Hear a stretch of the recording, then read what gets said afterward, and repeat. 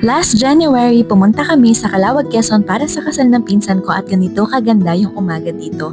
Ito yung araw bago yung kasal at nabutan pa namin yung paghahanda ng gifts para sa principal sponsors. Ang laman niyan ay kalamay, saging, atsara at suman. Inasikaso ko muna din yung program para bukas at nakitakal din kami ng gelatin. Kinagabihan, pumunta kami sa kabilang barangay kung saan sama-sama yung mga pamilya, kaibigan, kabarangay na naghahanda para sa reception kinabukasan. Nagkabit muna siya dyan ng ilaw kasi madilim na. Kinabukasan, maaga kaming gumising at nauna na kami sa reception para makapture din namin yung preparations. Nag-video-video na dyan yung videographer ko habang namamakeup ako, tapos pinaalis ako. Ayan na yung ilang regalo tapos yung souvenir na in-order din nila sa amin. Nandito na yung pamilya ni groom at pumunta na rin kami sa church. Sobrang refreshing nung daan papunta sa church. Mahigit 5 minutes siguro kami naglalakad dyan. Nung kompleto na, ay pinapila na rin natin dyan yung entourage. At ayan na si groom, hindi naman masyadong halata na kinakabahan siya. Si Papa pala isa sa mga ninong pero dahil sobrang busy namin, hindi namin siya napicturan.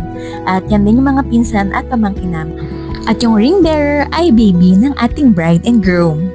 Habang nagpapatuloy yung ceremony, hindi ko maiwasang ma-appreciate kung paano nagsasama-sama yung mga pamilya, kaibigan at lahat ng nagmamahal sa kanila para suportahan ang dalawang taong nagsisimula ng panibagong yugto.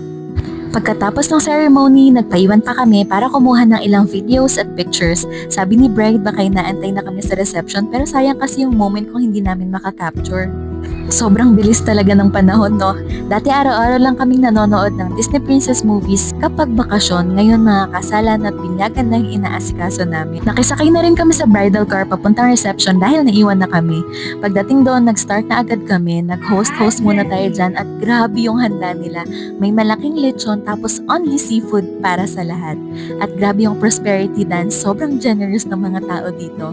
At syempre, hindi mawawala ang after party. Dahil wala na rin kaming ibang gagawin, nauna na kaming umuwi at hinatid pa kami ni groom. And this wraps up the first wedding we attended in 2026.